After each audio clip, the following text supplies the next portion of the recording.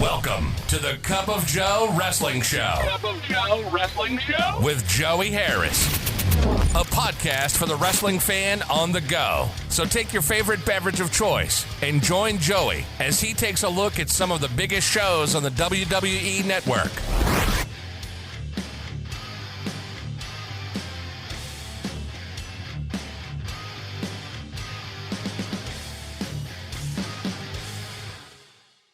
From makeshift studios deep in the heart of stately Maine Manor, this is the Cup of Joe Wrestling Show.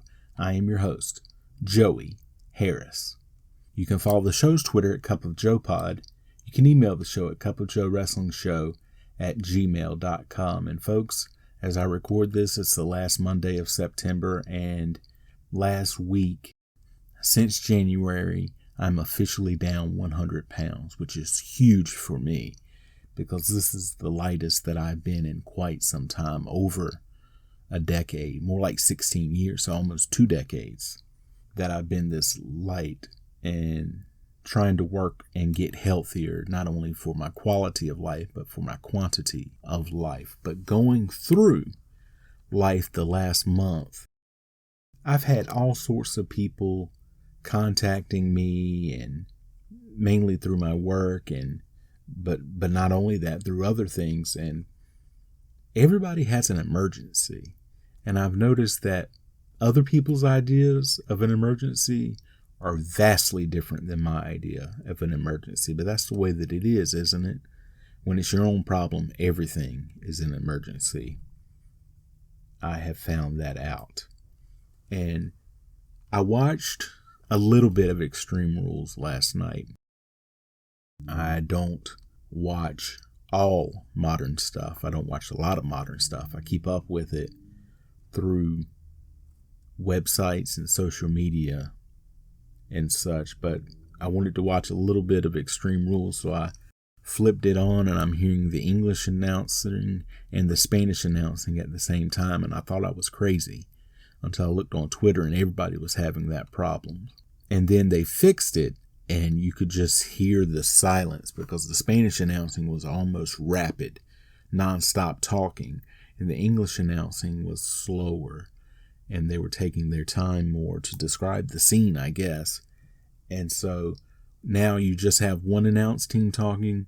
The silence got to me. It was like striking. But my wife and I went out to dinner on Friday night. We went to a local pizza place, and an older couple sat down next to us about halfway through the time that we were there and ordered a pizza.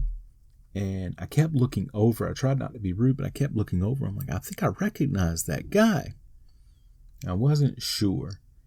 And about halfway through our pizza, it hit me who it looked like. Again, I'm not sure who it was, but I think it was Noel Paul Stuckey of Peter, Paul, and Mary at the pizza place, sitting at the next table over.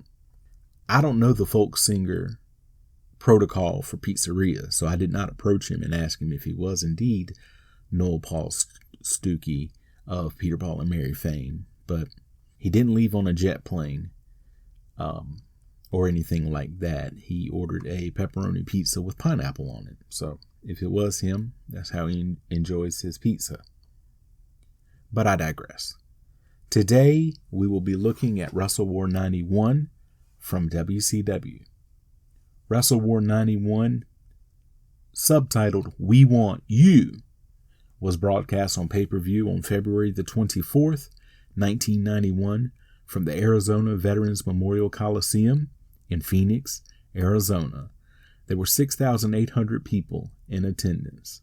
Shots of Arizona in the desert as Tony Schiavone voices over a welcome to WrestleWar and what we're going to see. Tony then welcomes us and runs down some of the matches that are scheduled to take place. He then throws it down to Jim Ross and Dusty Rhodes. They talk about war games. We start out with our 6-man tag team championship match. State Patrol, Buddy Lee Parker, and James Earl Wright, and the Big Cat versus Tommy Rich, Ricky Morton, and the Junkyard Dog. The faces are over with the crowd. JYD and Big Cat start. JR brings up their football career, so if you're drinking at home, you can take a shot. And with that in mind, they trade shots. JYD hits a clothesline and a headbutt. Right tagged in. Morton tagged in. Morton hits a hip toss on right. He then hits multiple arm drags on right. Rich tagged in. Arm drag on right. Parker tagged in. Rich works an arm bar. Morton tagged in. Parker coming back. Morton cuts that off though. JYD tagged in. Big Cat tagged in. Test of strength. Big Cat gets a 2 count. Parker tagged in. Morton tagged in. The State Patrol double team him with a version of the demolition decapitation, but where he stays on the knee. Wright gets a 2 count. A double shoulder block gets a 2 count. Big Cat tagged in. He hits a drop kick on Morton. Big Cat misses an elbow. Parker tagged in and slams Morton for a 2 count. Quick tags by the heels, but Morton won't stay down. Big Cat hits a backbreaker. The heels are triple teaming Morton in their corner. Parker tagged in and JYD gets the tag from Morton. JYD hits the thump power slam for a 2 count. Morton tagged in and he gets the pin. Tony Schiavone interviews Alexandra York and Terrence Taylor. They say that the York Foundation is flourishing and will continue to expand. Taylor says that Z-Man doesn't have the fighter instinct and that Taylor will win. They say Taylor will win in under 15 minutes and 28 seconds. Brad Armstrong versus Bobby Eaton. They talk about Armstrong's brother currently fighting in Iraq, and that is Brian Armstrong, the future Road Dogg. Dusty predicts that Eaton will win a singles title in 1991. Armstrong hits a series of moves off the bat. Works an armbar. Eaton comes back and hits a hard right hand. Armstrong goes back to the armbar. Eaton throws him out. Eaton goes to ram Armstrong into the guardrail, but he reverses it and runs Eaton into the post. Back inside, they start a shoving match. Test of strength. Armstrong makes his way up Eaton's body to break the hold and hits a crossbody for a 2 count. Back to the armbar for Armstrong. Eaton comes back with a big right hand. Armstrong reverses a slingshot suplex. Back to the armbar. They show Jason Hervey in the crowd. Eaton hits a big clothesline. He follows that up with a backbreaker. He gets a 2 count. They show the Great Muta in the crowd. Eaton hits a slingshot backbreaker for a 2 count. Eaton hits a modified camel clutch. He drops Armstrong on the outside railing. Back in, Eaton gets the abdominal stretch on and holds the rope for leverage. He gets caught and has to break. He misses a corner charge when Armstrong moves. Armstrong hits a drop kick and a side Russian leg sweep. He gets a 2 count. Eaton gets a neck breaker in the top rope leg drop for the pin. We then get a Super Bowl pay-per-view ad. Miss A and Miki Honda versus Itsuki Yamazaki and Mami Kitamura. This is a brutal, very physical match. Quick tags. Dusty loves Miss A. Yamazaki hits a big drop kick on both of her opponents from the top rope. Yamazaki gets the pin with a roll-up of Miss A. Tony Schiavone interviews Missy Hyatt. She says she is going to conduct interviews from the men's locker room. Buddy Landell versus Dustin Rhodes. Dustin comes out hot. He hits a big clothesline for a 2 count. Dustin works the arm. Landell coming back. He goes up top but gets caught. Landell sucks chant goes out. Dustin misses a corner charge and hits the post. Landell takes advantage, but can't get the 3 count. Landell punching Dustin. Dustin then fights back. Landell gets the sleeper, but Dustin reverses it. Landell fights out, but catches a boot from Dustin. Dustin clotheslines Landell out of the ring, but goes out and throws him back in. Dustin then hits the Bulldog and gets the pin. Missy Hyatt is then shown in the dressing room. She runs into Stan Hansen, who runs her off. This will be a recurring theme during this year. The Royal Family, Jack Victory and Rip Morgan versus the Young Pistols, Tracy Smothers and Steve Armstrong. The Royal Family starts out hot. Armstrong hits a double cross body. The lights go out in the arena and they rig a spotlight on the ring. Back and forth. Smothers tagged in and gets a double shoulder block. Smothers then works an armbar. Armstrong in and misses a crossbody on Jack Victory. Morgan tagged in. The Royal Family double teaming. Smothers tagged in and cleans house. The Royal Family then run him into the barricade. Back in, he gets nailed by Victory. Morgan in and he goes for a bear hug. Morgan hits a spine buster and gets a 2 count. The Royal family is doing quick tags. Armstrong breaks up the count. The Royal family go for the face first suplex, and Armstrong drop kicks Smothers onto Morgan, and Smothers gets the pin. Tony Schiavone talks to Diamond Dallas Page. DDP talks about Teddy Long being tricked into giving the Fabulous Freebirds a championship match, and he says that WCW has been overlooking the Freebirds. Teddy Long comes out. He says Doom is going to win and are not splitting up. Terry Taylor with Alexander York versus the Z-Man Tom Zink. No disqualification match. Zink hot early. He hits a big drop kick. Taylor rolls out. Zink gets a headlock on. Taylor keeps rolling out to consult with York. Zink back to the side headlock. Lots of rest holds. Taylor coming back. It goes outside and Taylor chokes Zink with a TV cord. Back in, Taylor gets a 2 count. Zink then gets a sunset flip for a 2 count. It goes back outside. Back in, Taylor gets a 2 count. Zink hits a neck breaker and a super kick, but Taylor gets a foot on the ropes. Nikita Koloff is shown sitting in the crowd. Lots of near falls. York distracts the referee as Zink hits a crossbody. Zink gets up to complain to the ref, and Taylor gets the pin with a roll-up holding the tights. Zink attacks Taylor after the match. Jim Ross and Dusty Rhodes talk about Elegante being a guest on the Danger Zone, and Dusty is a trip saying Elegante. We then go to the Danger Zone. Paulie comes out dressed like a cross between a matador and a waiter with a sombrero. He makes an illegal alien crack and it isn't PC, but it does get heat. He brings out Elegante. He gets a nice pop. Paulie insults him, but he's smiling the whole time. Paulie is trying hard, but this is going nowhere fast. Paulie hits him with the sombrero, and Elegante body slams him and leaves wearing the sombrero. Tony Schiavone talks to Hiro Matsuda and the Great Muta. They talk about WCW's Rolling Thunder tour coming to the Egg Dome and about the match between Muta and Sting. Muta then sprays the green mist. A grudge match, Stan Hansen versus Big Van Vader. A rematch of their famous Japan match. Vader is in full headgear and mask. Hansen rushes Vader, who grabs him in a bear hug and brings him outside. They are just pounding on each other. Vader hits a big clothesline. He gets a 2 count. He then follows it up with a corner splash on Hansen. Hansen dumped outside. They brawl some before coming back in. Hansen gets a belly-to-back suplex for a 2 count. It goes back outside. They start hitting each other with stuff around ringside. Vader slams Hansen on the barricade. Hansen slams Vader on the stairs. They trade shots and Hansen pulls referee Randy Anderson away so that they can continue. They won't stop, so both are disqualified. Vader hits a top rope forearm. He misses the big splash. Hansen then tackles Vader and attacks him with the bull rope. Vader reverses it and pulls the rope around Hansen's throat and drags him to the back. We then get another Super Brawl ad.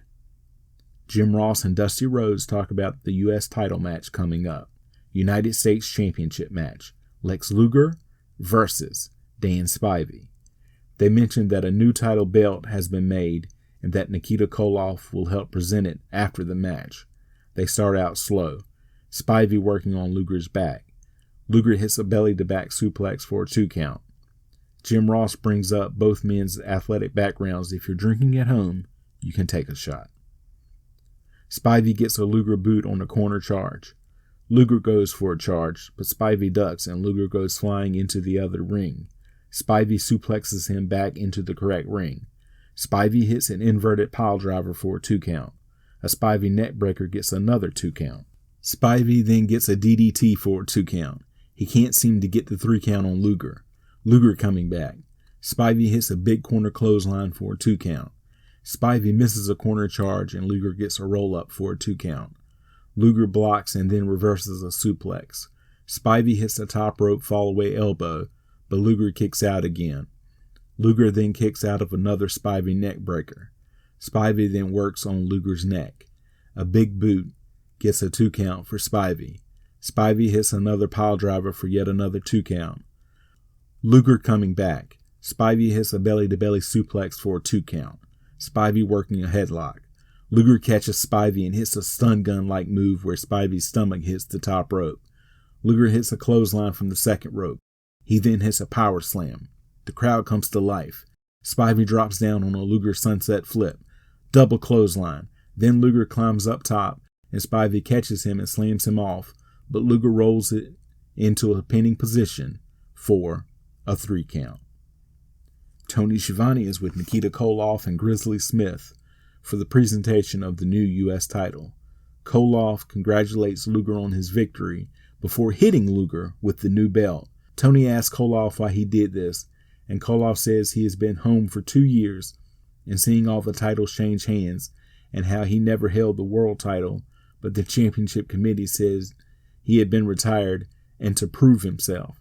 He says that Luger stole the title from him and he's going to bring the belt back where it belongs. He then takes off the do-rag that he's been wearing and he is bald. Shades of the old Nikita Koloff. World Tag Team Championship match. Doom, Ron Simmons, and Butch Reed with Teddy Long versus the Fabulous Freebirds, Michael Hayes and Jimmy Garvin with Diamond Dallas Page and 2 Diamond Dolls. Dusty calls the Diamond Dolls some nice brown sugar, and I can tell that it is going to be a long night, folks. DDP says that he is so busy that he's bringing a road boss in for the Fabulous Freebirds, Big Daddy Dink. It's Sir Oliver Humperdinck in new clothing. Doom then coming out looking all business. DDP and the Dolls then depart. A Freebird suck chant goes out. JR works in Simmons and his athletic career. If you're drinking at home, you can take a shot. Slow to start. Simmons gets a spine buster on Hayes for a 2 count. A Hayes bulldog on Simmons gets a 2 count. Simmons power slams Hayes and then catches Garvin coming off the top rope and power slams him. Freebirds roll out and regroup with Big Daddy Dink. The Freebird suck chant gets louder. Garvin and Reed go at it. Reed hits a big clothesline. A Garvin sunset flip gets a 2 count. Back and forth. Reed hits a backbreaker. Simmons hits a leg drop on Garvin. Garvin gets the DDT on Reed, but he's unable to make the tag. Simmons hits a big spine buster on Garvin. Hayes breaks up the pin. All 4 men in. Simmons holds Hayes as Long throws something to Reed to hit Hayes with. Hayes ducks, and Reed nails Simmons. Garvin then falls on Simmons and gets the pin. New tag team champions. The Fabulous Freebirds celebrate. Doom starts arguing and Simmons pushes Teddy Long down. Butch Reed then nails Simmons with brass knuckles. Long and Reed leave Simmons laying in the middle of the ring. Another Super Brawl ad. Jim Ross and Dusty Rhodes are then shown with the winner of the sweepstakes that WCW ran. He is nervous and says Doom is his favorite team, right after they broke up. They show the Horsemen injuring Brian Pillman the previous night, but say that Pillman will be in the War Games. They also talk about Arn Anderson being injured and being replaced in the match by Larry Zbyszko. War Games. Ric Flair, Barry Windham, Sid Vicious, and Larry Zbyszko with Arn Anderson versus Sting, Brian Pillman, and the Steiner brothers, Rick and Scott. Tony Schiavone goes over the rules of War Games. Pillman's shoulder is heavily taped. Windham starts out and Pillman breaks away to get in the cage. Pillman hits a clothesline. Pillman is very impressive to begin. He's hitting drop kicks and head scissors. Have no fear, JR works in his athletic background, so take a shot. Pillman hits his injured shoulder going for a splash. He hits Windham with a low blow and runs him into the cage. Windham is busted open. Pillman hits him with a clothesline. Pillman is totally dominating. Windham fighting back. We then go to the coin toss. The Horsemen win. Color me surprised. Flair in. He and Pillman open dueling chop houses. The crowd comes alive. Flair and Windham double team Pillman and run him into the cage several times. They throw Pillman into the other ring. They are trying to break Pillman's shoulder. Sting in and he cleans house. The crowd loves it. They pair off. Pillman with Windham and Flair with Sting. The faces with the advantage. Zbyszko in and Sting flies and hits Zbyszko with a splash from the other ring as Pillman has Windham in the figure 4. Zbyszko hammering Sting. Flair kicks Pillman's shoulder. Rick Steiner in. He hits Flair and Windham with Steiner lines. He then hits Flair with a belly-to-belly suplex. He runs Flair into the cage. Flair is then busted open. Vicious in. He goes after Rick Steiner. Vicious levels Rick. Vicious levels Sting. Rick Steiner runs Zbyszko into the cage. Heels with a slight advantage as Scott Steiner comes into the ring. It then progresses to the match beyond. Scott Steiner hits Wyndham and Flair with a double clothesline. He then hits Zbyszko with an underhook powerbomb. He hits Vicious with a Steiner line. Sting splashes Flair and gets the Scorpion Deathlock on Flair. Vicious then goes after Pillman. Vicious runs Pillman's shoulder into the corner post. He rips the tape off Pillman's shoulder. The faces then get figure fours on the heels. The crowd comes alive. The heels get out. Sting military presses Flair into the roof of the cage. Rick Steiner gets Vicious down. Vicious then coming back. He and Wyndham double clothesline Rick Steiner. The Horsemen double team Pillman, but he keeps fighting back. Vicious slams Pillman down to the mat. He then hits what looks like the worst powerbomb ever on Pillman. Vicious doesn't have enough room to do it, and it just looks nasty.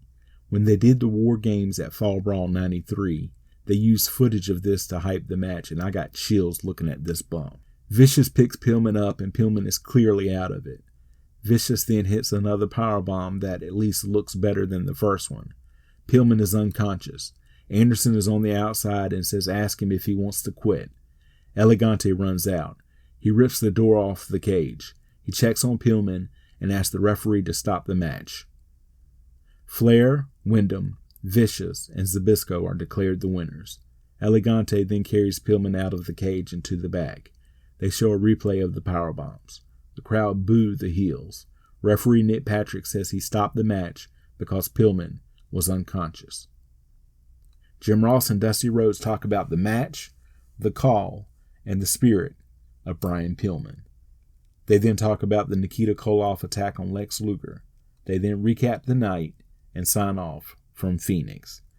Then the end credits run. You can follow me on Facebook, Twitter, and Instagram at TheJoeyHarris. If you like the show, please leave a review on iTunes or Apple Podcasts. I would really appreciate it. Thank you for joining me this week. This is Joey saying so long from stately Maine Manor. The Cup of Joe Wrestling Show is a production of Baby Kangaroo Media.